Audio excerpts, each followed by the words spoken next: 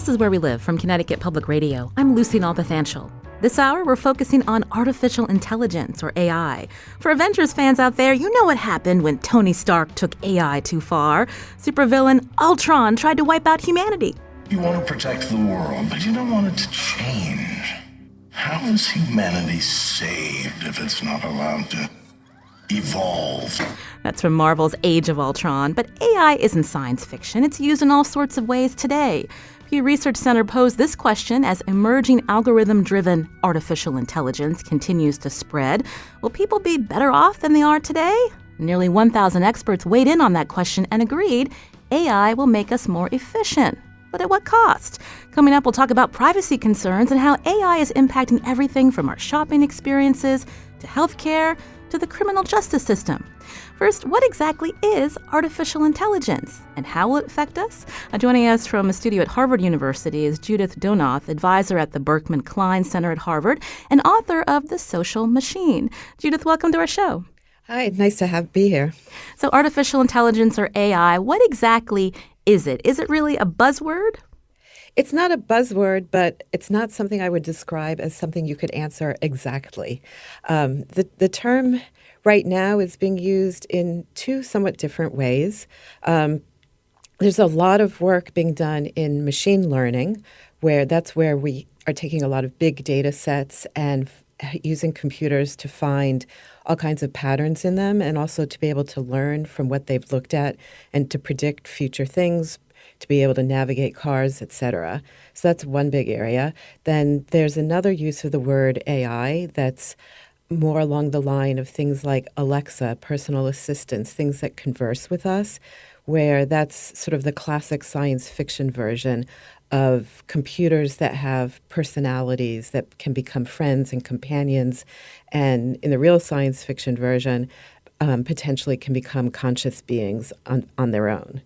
So when we think of artificial intelligence, again, you talked about machine learning and the use of data. We also hear about algorithms, but before we get to the algorithms, you have to have good data? Yes. Well, for instance, a lot of what the data is being used for is to learn, to predict something, to be able to do something in the future. So for instance, if you want to predict who is going to be a good candidate to be paroled, and you're looking at the past data, if all the past data you had represent really poorly judged cases where people made bad judgments, and you use a computer to train on that, it will do very similar things, and it will make similar judgments than what had been done in the past. So that would be, I think, what a lot of people call bad data. And we'll be talking more about how data is being used in the criminal justice system for things like bail assessment. That's coming up. But when we think about artificial intelligence, even the term or the idea that computers can be doing what humans do today, can that be traced all the way back to Alan Turing, for example? Yes. He wrote a paper in 1950 called Computing Machinery and Intelligence. In a lot of ways, this was more that second use that I said of sort of the entities that we relate to. And his question was, can we think of machines as being intelligent? And so a lot of the research since then has focused on the test he set up to say whether a machine could be intelligent, because he said these are such loose, fuzzy words that really can't answer this question. And so he came up with what he called the imitation game, where you have a computer that can converse with you in such a way, if it's by text and you can't see it, that a human judge could not distinguish whether it was a computer or a human. So that's also in that sort of conversational side. It's gotten into a lot of the little tricks that are used to fool people into thinking they're talking to something sentient. But I think he was also, if you look more at what he spoke about, he was also talking about how a computer would become so intelligent. He was very interested in issues like how it would learn, how it would pick up. He proposed making computers that you could teach like a child. And now some of the most current AI research is actually using approaches like that, mixing some traditional methods in artificial intelligence where you just sort of tried to program in all the ideas and have a lot of programmed logic with the sort of current neural network learning where you give it a lot of data and help it find patterns. And they're finding that this is a way of training much more complicated information into the machine. So yes, it is definitely traceable to Turing in both directions. Joining us today from a studio at Harvard University is Judith Donath, advisor at the Berkman Klein Center at Harvard, and author of The Social Machine, as we dive into, try to decode what it means, artificial intelligence, especially if you're not a mathematician or a computer scientist. Judith, listeners may be hearing often about artificial intelligence today, but just tracing how AI has evolved through the decades. Can you maybe describe some early applications of it? One of the earliest, again, spawned by Turing's paper and now having a renaissance today, was the interest in being able to use a computer as a therapist. About 15 years after Turing wrote, a professor at MIT named Joseph Weizenbaum created the first chatbot named Eliza. And he was interested in using natural language for people to communicate with computers. And it was framed as a therapist. He didn't mean it to be a real therapist. That was just an easy way of being able to have a computer that could only ask very simple questions seem smarter than it was. But that became, much to his dismay, there became a lot of interest in the idea of computers as therapists. For a long time after that, there was a lot of work in trying to do different reasoning problems with computers. There's always been a lot of interest in playing games. So first getting a computer to play checkers, getting it to play chess, more recently getting it to play Go, partly because these are very measurable benchmarks of how well it can do in a very constrained problem. A lot of what's interesting, too, is what we've learned about how complex human thinking is by trying to imitate it. There's a possibly mythical story that Professor Marvin Minsky at MIT, I think in the late 60s maybe, gave a student as a summer project the problem of solving machine vision, of getting a computer to see, which, at first thought seemed fairly easy and is still not quite a solved problem, decades later. So part of that was we learned a lot about how much vision is about your knowledge of the world and not just processing the raw visual data that comes into your eyes.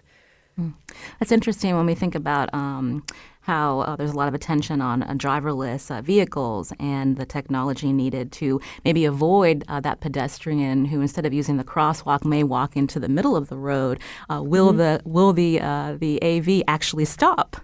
Right. And, one of the ways to think about it is if you look at how really tiny children navigate the world, like babies are always putting things in their mouth and, they will crawl off the edges of tables and things like that if you, still foolishly put them on one. Part of it is that it's a combination of your senses that go into actually being able to see. So as they're kind of training their eyes, they have to reach and touch things, and it's the experience of touching something combined with seeing it that helps them start to learn about how you see distance, how you do this really complicated thing of being able to recognize that something is the same object, even when you look at it at different angles, and the image that comes into your eye from those different angles is actually a quite different image. But you still see it as an object. So that's part of what you have to get a computer to do is it's not just, being able to pick apart the pixels, but how do you map that whole world of things?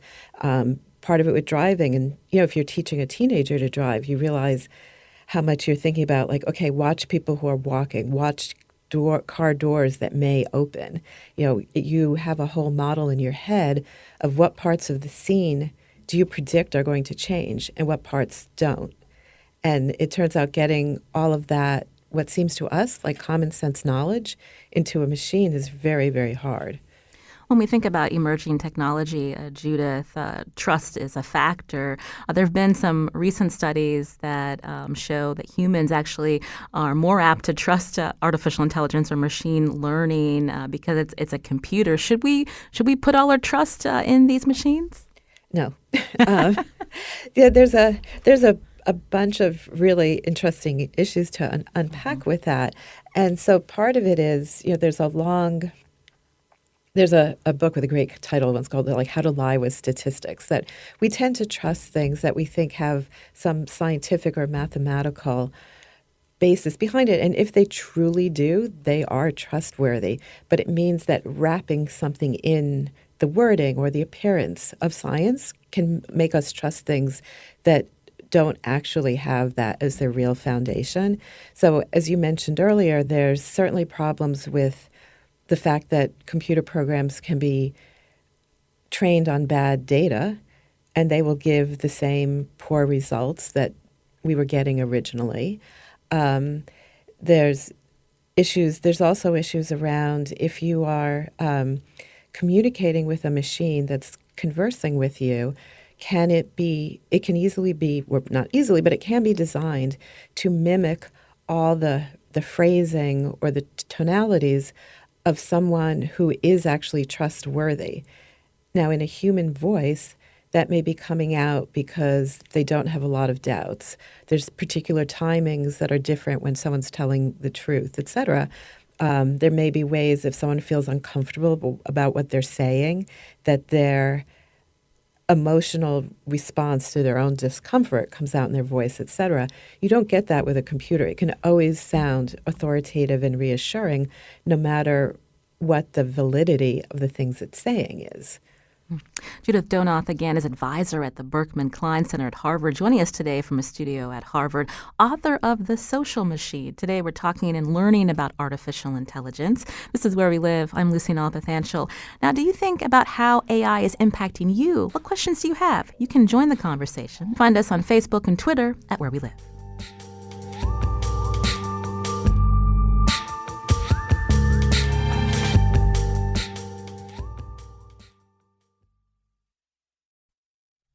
This is Where We Live from Connecticut Public Radio. I'm Lucy Nalpathanchil. We're learning more about artificial intelligence, known as AI, with guest Judith Donath, advisor at the Berkman Klein Center at Harvard, author of The Social Machine. She's joining us from a studio at Harvard in Cambridge, Massachusetts. Now, how is machine learning changing our lives, from decisions made in criminal justice or by insurers to even our shopping experiences? Find us on Facebook and Twitter at Where We Live. I wanted to take a quick call. Punkage is calling from Rocky Hill. Punkage, go ahead.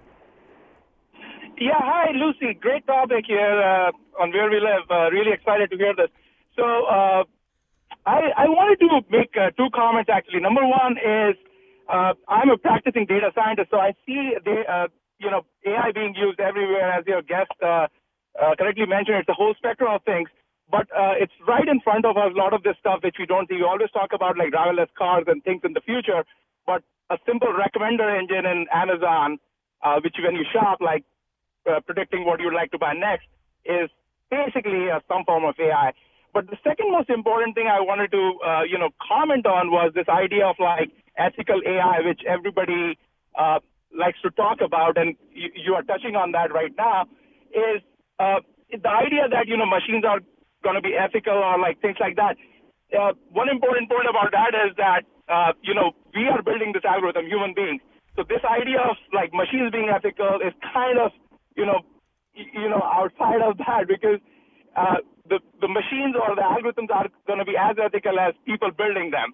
So that gets to the idea of like what kind of data you use, what kind of variables you put in your models, how you validate them, and do you correct like when you get like problems, right? Like in context of a bail hearing, right? Yes. So I think the process you would normally apply for any kind of like a model building and then validation, it applies to AI in general. So I think, the ethics of AI are going to be very closely tied with the ethics of human beings. Well, great point, Punkage. I want to have our guests respond to what you raised. Judith, were you able to hear Punkage? Yes. So tell us about, what are your thoughts about ethical AI, as he was saying? Well, I think his point that, you have the same questions about, it's not, well, part of it is, are you using good data? Part of it is also, are you doing it for good purposes? I think is another issue. There's issues around transparency. Can you see what's going on? Or are you just being given a result and told this is the truth? So there's a pretty wide range of ethical pieces here. I think one that may get not quite enough attention is that there's a sort of arms race between AI and our ability to sense how we're being manipulated. And that's one of the pieces I worry about. So I think there's a whole set of things around data and what's the right data to be using and what we want to predict. But there's also some use cases about it. And so, for instance, the issues around recommendations or following looking at ways to advertise better to people. Can we make these big AI systems that study human behavior really well? Yes, we can. How we use these is also a big question, because I think we're building systems that are going to be experts at manipulating us. And is that something we want to have? The data could be perfectly good. They can be using perfectly valid data, but the purpose that they're using it for are things we may want to look at more carefully. So it's for an example, when we think about our shopping behaviors, how AI might affect or influence what we are purchasing, Judith? Yes. So, for instance, we're seeing certainly we're seeing some concern around this, around election issues and advertising. But if you look at all the data that is being collected about people, whether it's through your Google searches or it's devices you have in your home that know when you get up and when you eat, et cetera. There's your shopping is being recorded, et cetera. There's a lot of behavioral data about you, about when do you feel vulnerable, and decide to start eating, for instance, or something like that. And if you have very intelligent predictive systems that are motivated not so much to help you, but perhaps to get you to buy more things, they may be extremely good at knowing exactly when to suggest that you buy things or when to suggest that you vote for particular candidates, or and things like that. So I think we want to look at both the uses of AI as well as how good it is at doing its intended purpose. We know many of our listeners have virtual assistants, and that's how they may listen to public radio. I've also heard from people who don't want virtual assistants in their house because they worry about how that information is being tracked, whether they're listening to every word and putting certain products in your searches and things that you should buy or even listen or watch, Judith. I mean, that's certainly something that people are concerned about, and whether it's some of the concerns are valid, some are not valid for existing assistants, but might be valid for others that you might have in the future. So I think here again, it's useful to distinguish what is a problem, because we're collecting the privacy issue, that we're collecting vast amounts of data about people, how much control you have over this, all the big data issues. Then there's the AI piece, which is the analysis of that data. How do you get the patterns out of it? What's the actual knowledge that you can pull out of that data? There's the application of AI, which is how is it being used? Is it being used to help you, or is it being used to harm you? I know that, for instance, a lot of the research on persuasion, on using these techniques to make more persuasive AI, if you look at the the academic papers, a lot of them are around health systems, things that will help you lose weight or help you live a more healthy lifestyle. So the research is being done with very pro-social intentions, but the underlying models and algorithms can be used to persuade you of all kinds of things. This is Where We Live. We're talking about artificial intelligence with guest Judith Donath. You were mentioning, Judith, about artificial intelligence and machine learning to be used to help consumers. One way that AI is being used is, of course, in healthcare. Joining us now for more is Cade Metz. He's a New York Times reporter who covers artificial intelligence, driverless cars, and other emerging areas. Cade, welcome to our show. Thanks for having me. So, Kate, I understand you traveled to India to learn how AI was being used to help diagnose disease. Tell us about where you went and what you saw. I was in Madurai, which is at the southern tip of India. There's at least on the Indian subcontinent, there's a famous hospital there called the Aravind, where essentially they'll take any patient from across the country, across the world, really, whether you have money or not. You can just see, if you visit this hospital, people streaming in literally from all over the world. And at this hospital, in conjunction with Google, who developed the technology, the hospital is testing a system that can automatically recognize signs of diabetic blindness in eye scans, which is a particularly acute problem in India. The rate of diabetes is high. If you have diabetes, you're at risk of blindness. And if you're regularly if your eyes are regularly looked at, this can be diagnosed and it can be treated. The problem in India is that there are few doctors for such a large population. So per million people in India, there are only about 11 ophthalmologists. So the thinking with this system is if you can get this automated system, which can look at a retinal scan and automatically detect these signs of blindness, if you can get that into rural areas where there are few doctors, you can screen more people, and those that need treatment, you can then get them to the care they need. When you talk about this technology, is it a reliance on what's known as neural networks? I mean, how were they able to, I guess, program that to be able to scan these individuals who are diabetic and are more at risk for blindness? So you're right. It's driven by what's called a neural network, and this is the key idea, the key technology that has really started to work over the past decade that is driving a lot of the change in AI. A neural network, it's called a neural network because it's loosely modeled, and I emphasize the word loosely modeled on the web of neurons in the brain.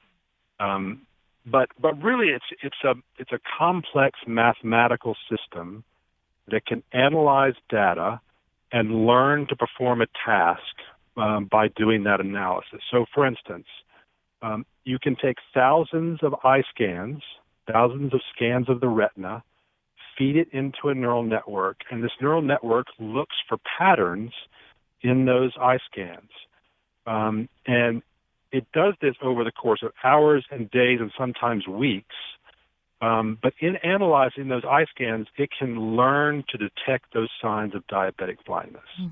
Now, Cade, what were some of the drawbacks to this technology where it was difficult for the machine to scan a particular individual? Well, I will emphasize, and this is true with a lot of the technologies that are coming to the fore and that you're discussing today, is that it's still early in the process. So at this hospital in India, this system is still under test. They hope to widely deploy it, but they're still kind of working through not only the technical kinks, but also the regulatory kinks. Any system like this is going to make mistakes, and it's going to be limited in some ways. So, for instance, if an eye scan is a little bit blurry, the system may not be able to do the job it's designed to do. And I saw this firsthand. There were some people who came in, they had cataracts, for instance. That made it difficult for the system to really read their eyes. But a doctor, in some cases, would be able to make a diagnosis on their own. And this is just one hospital where there are a lot of doctors. And what they really want to do is get this in areas where there aren't. And before they can do that, they just need to test this and test this and test it again. You want to get a confidence in these systems where you understand the limitations, understand when they make mistakes, before you can really get this in front of a lot of people. Kate Metz is a New York Times reporter who covers artificial intelligence, among other topics. We were hearing how Kate traveled to India to learn how AI was being used to help diagnose disease. So you mentioned that this helps fill a gap in places where there aren't a lot of eye doctors. But when this, with Google helping researchers and helping these doctors come up with this type of technology, is there pushback depending on where in the world this technology will be used? I mean, is this something that we could see here in the United States, Kate? We will as well. And in fact, a separate company has received FDA approval here in the U.S. For a similar technology. They're starting to test this in various places, including New Orleans. There are researchers in the U.K. who have built a similar system in Singapore. This is part of a larger trend. All those I just mentioned are specifically focused on this diabetic blindness issue, but the same technology can be applied to all sorts of medical scans. So whether or not you're looking for signs of cancer in a CT scan, signs of stroke in a brain scan, the same idea can be applied to so many types of medical images. And you know, when people hear this, they often wonder if this is going to replace doctors. Some people have made bold claims about this really changing, for instance, the radiology field. I really think, and you see this in India, that in the near term, this is going to be a complement to doctors. The way it's going to work in India is you're going to be able to screen more people. But then once you detect a sign in an eye scan, you're going to get that person to a doctor so they could be examined further. It really is at this point a complement to doctors as opposed to a replacement. Judith Donath is also with us, advisor at the Berkman Klein Center at Harvard and author of The Social Machine. Judith, what's your response to hearing how AI is being used in this way? You know, I think these are really excellent uses of it. The issue with the doctors is a really interesting one because, again, this is how do we choose to work with these technologies? Because if you take this technology and say, well, what we really can do is just box up a bunch of these and just scan patients, that's your checkup for the year, and we'll see what's wrong with you. A lot of what you end up missing are all the things that doctors do when they converse with you and they talk about, you know, your lifestyle, or are you comfortable at home, or why are you eating so much, or why are you living, you know, what's going on with you that goes along with just being able to measure what's happening in your body. So if you use it to replace the doctor, you've ended up in some ways worse off. If you say this can help the doctor and it frees up more time for them to get to know their patients well, it would certainly be an excellent complement. So a lot of it is how we use these technologies to integrate with relationships among humans. And it's, you know, so it's not a question of the technology alone, whether it's good or bad. In this case, you know, having that information is more useful than not having it, but we still have a lot of choices how we handle the changes it brings. This is Where We Live. Today we're learning about artificial intelligence with guest Judith Donath, advisor at the Berkman Klein Center at Harvard, author of The Social Machine, and Kate Metz, a New York Times reporter who covers artificial intelligence, driverless cars, and other emerging areas. Kate, we heard Judith bring up how data from the criminal justice system is being used, and I'm curious if you could talk a little bit about how some developments in AI technology have actually gotten some pushback. I'm thinking of I think the New York Times reported at least 25 AI researchers, people from Google, Facebook, and Microsoft had signed a letter calling on Amazon to stop selling its facial recognition technology to law enforcement agencies because it's biased against women and people of color. Is that something that more and more experts are calling into account? Absolutely. This is an enormous issue, and if you talk to researchers, the best of researchers across the field of AI, this is something that really worries them. The way these systems work, you know, I talked about a neural network and how they train on vast amounts of data. when you're training a facial recognition system, this is how you do it. You collect thousands of images of faces, and then the system learns to recognize a face by analyzing all those images. And what ends up happening is that the people choosing that data set that's used to train the system, they make these unconscious decisions just when they're choosing the faces. And that can affect the system down the road as it trains. And it trains on such an enormous amount of data that we as humans can't completely understand why it's making the decisions it does. So it works really well, but we don't really have insight into that process where it learns this, just because that process is so vast.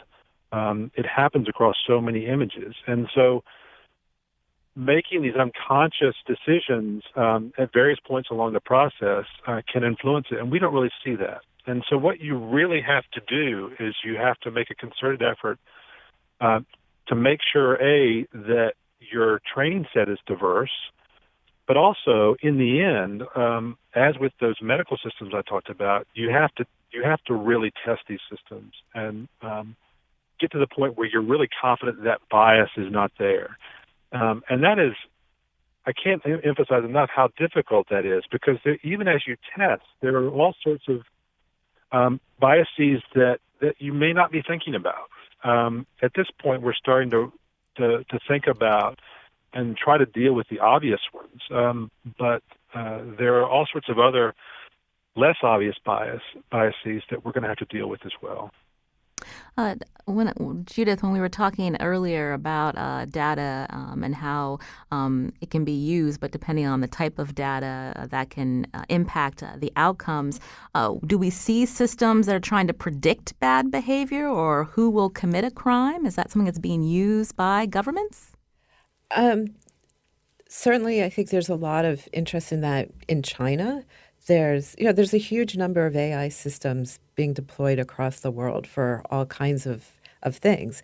There's things that look at, anywhere that look at, well, if there's a bunch of crime happening here, where should we be putting our policemen? Where should we be patrolling? So that's a form of predictive work about where crimes are likely to happen. Work that's about, deciding who should be paroled would be predicting who is going to act in a trustworthy way in the future. And I just want to highlight that question around data and biases, because it's not just sort of a random collection of data. But if you think about what these training sets are and why they're so biased, is that if you have, for instance, a police department or a group where there has already been some bias in who's being arrested, but you're going to train all your data on the existing mugshots you have, that's your data. That's how it gets folded in. On the other hand, there's, in the academic world, you end up with lots and lots of photographs of other young white male AI researchers end up being the training data for a bunch of other applications. Or in Silicon Valley startups, people use photographs that they have around. So there's reasons that these collections tend to be so undiverse. One quick thing also is that somewhat like the way we learned how complicated vision was by trying to recreate it, one of the immediate things I hope comes out of some of this work is more recognition of how much bias is in our everyday lives. So if you look at the complaints about Amazon's recognition system, one of the issues it certainly came to mind when I read it was maybe we should start doing the kind of testing we're doing on AI systems to see if their biases come out on the actual humans that are making some of these decisions, because now we're starting to see what those patterns are. We should be correcting it not just with AI, but in our human decision-making also. Cade Metz, who's with us from the New York Times, I did want to ask before we head to break, there's also the dual use side of AI, again, identifying faces, as you mentioned, but then how machines are then able to generate fake ones. Can you talk a little bit about dual use? Yes, I mean, that's a problem with a lot of these technologies. As you develop these systems that can, let's just take face recognition, you can use it to recognize faces in your Facebook news feed, which is a simple and positive application in many ways, but then it could also be used for surveillance through governments and large companies. These same technologies, governments right now are applying this potentially to autonomous weapons. And you could go down the line with all sorts of AI technologies that are coming to the fore, where there's a positive use and there's a negative use, and then of course not everyone can agree on which are the positive and which are the negative. You also mentioned the generation of images, and that is particularly interesting as well. These same systems that can recognize something can be turned around and be used to generate something. So if it can recognize a face, you can essentially flip the system around and you can use it to generate a face. These are called GANs, Generative Adversarial Networks, and they are getting remarkably effective. They can produce faces which are essentially fake people that are indistinguishable from the real thing. And as time goes on, that type of system is only going to improve. The same thing is happening with language. So when it comes to machines generating language, and what we're going to see is it's just going to become easier and easier and easier for anyone through machines to create so-called fake data. And that has been a problem, fake data, in recent years, and through technology, it may be more of a problem in the years to come. Kate Metz, again, is a New York Times reporter who covers artificial intelligence, driverless cars, and other emerging areas. Kate, we will tweet out links to your stories at Where We Live, but we appreciate your time today. Thank you. Thank you. From Connecticut Public Radio, this is Where We Live. I'm Lucy Nalpathanchel. We want to get more into the privacy implications of AI. That's coming up after the break. And what privacy concerns do you have about all that data that's stored about us? You can join our conversation. Find us on Facebook and Twitter at Where We Live.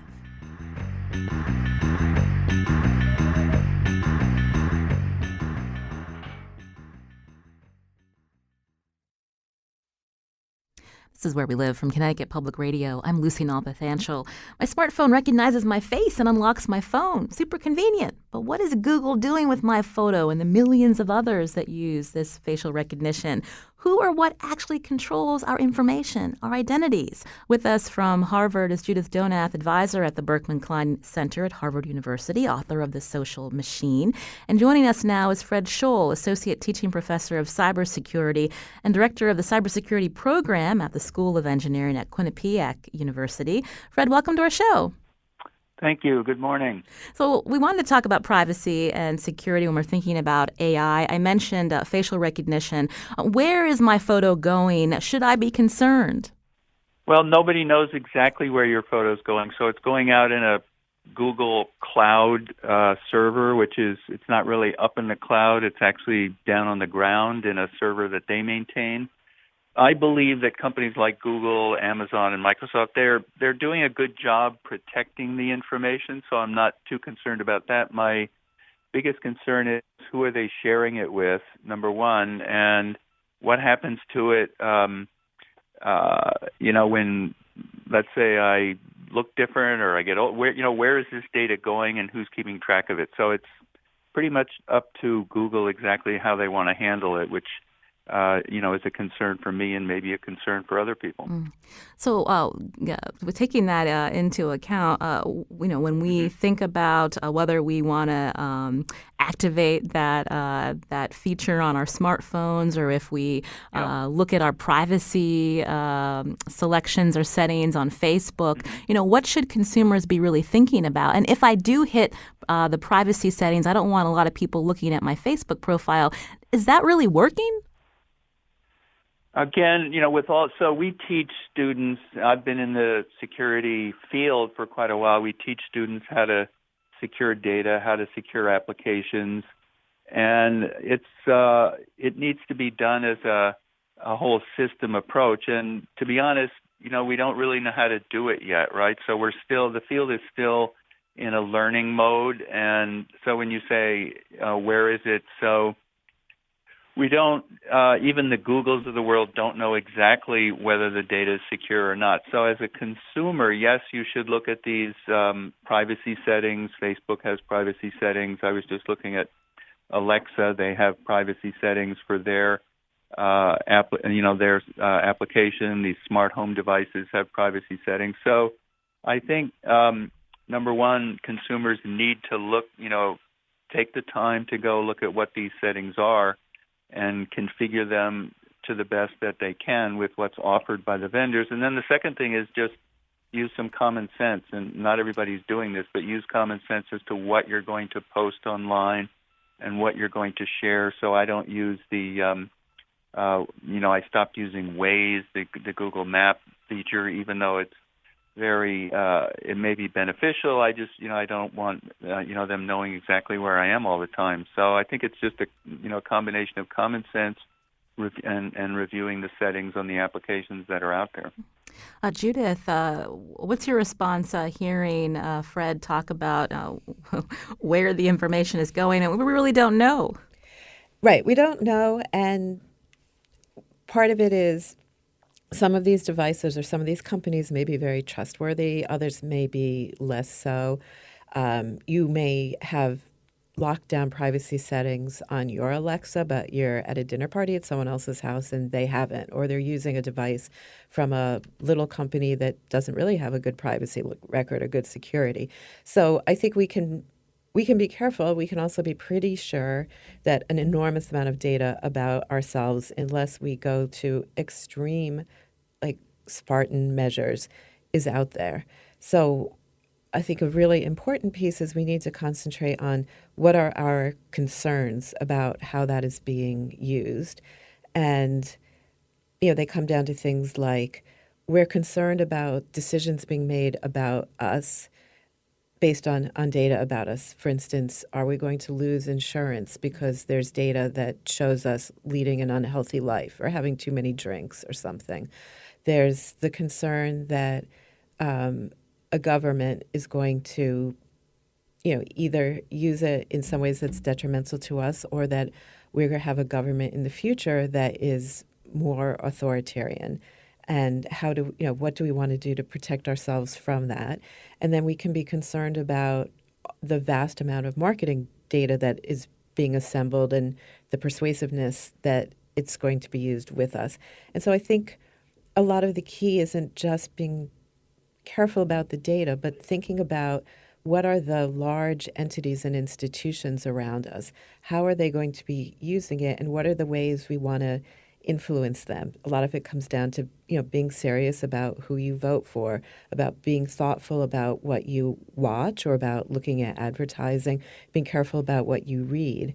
So it's not just about the data that's going out, but what can you control about how the sort of products of that data analysis are being used to control or influence you.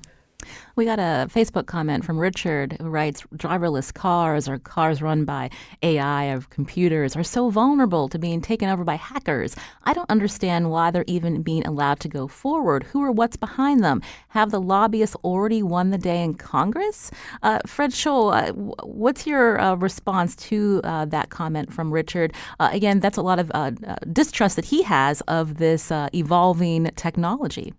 I can sympathize with that comment. So I believe that we do. I don't know if the lobbyists have won in D.C., but I think we need to try to influence people in Washington to give more rights to individuals. I'm not a big fan of government regulation myself, but I think, and I'm a tech person, but the tech industry to some extent has gotten a little bit out of hand. And there's a saying in the security industry, and I know it comes from other industries, trust but verify. So, yes, we can trust some of these organizations, but individuals should have a right to verify who's using their information, to whom is it being shared, and they should be able to delete it. This kind of law has been passed in Europe. We need something like that here. So we just need to move the needle over a little bit and extend, the privacy balance more over towards consumers. Consumers can't do it on their own, so I think we're going to need more regulation to protect ourselves. And we don't want to go down this path of sort of unfettered tech companies, because it's not going to end well. Fred, we just have a couple of minutes left. Resources for listeners who want to learn more about how this technology is changing, how it's impacting them, and how they can, take responsibility or feel like they're more in control of their data. Well, I just have this book in front of me, which I read. It's by Michael Chertoff, called Exploding Data. I think it's really good. And he talks about sort of newer approaches to privacy, since people do. I have a Facebook account. People like to go on Facebook and share information. But as Judith was saying, you want to run your own life and be autonomous, and you don't want to have uncontrolled influence through digital channels to do things that you may not want to do. So I think that book is a good introduction for people who want to read more about what's happening in this field. Judith, again, we're running out of time, but resources for our listeners. I know you're the author of The Social Machine. So I talk some about privacy in there. I think there's a tremendous amount of just news stories out there. I don't have a single. There's, for instance, on the driverless cars, Bruce Schneier is a really good expert on questions around the future of the Internet of Things. But keep reading and keep their eyes open and follow discussions about it. Be aware of what the changing technologies are. I want to thank our guests for a really interesting conversation today. Judith Donath, again, advisor at the Berkman Klein Center at Harvard, also author of The Social Machine. Thank you, Judith. Thank you. Also, Fred Scholl is Associate Teaching Professor of Cybersecurity and Director of the Cybersecurity Program at the School of Engineering at Quinnipiac University. Fred, thanks for your time. Sure. Thanks for having me. This is Where We Live from Connecticut Public Radio. I'm Lucy Nalpathanchel. Today's show produced by Seth Blair. Also thanks to Lydia Brown and Carmen Baskoff. Our technical producer is Kyone Wolf. We appreciate her each and every day. Also special thanks to Pankaj Prakash and Cormac Neely for that Age of Ultron tip. I'm Lucy Nalpathanchel. Thanks for listening.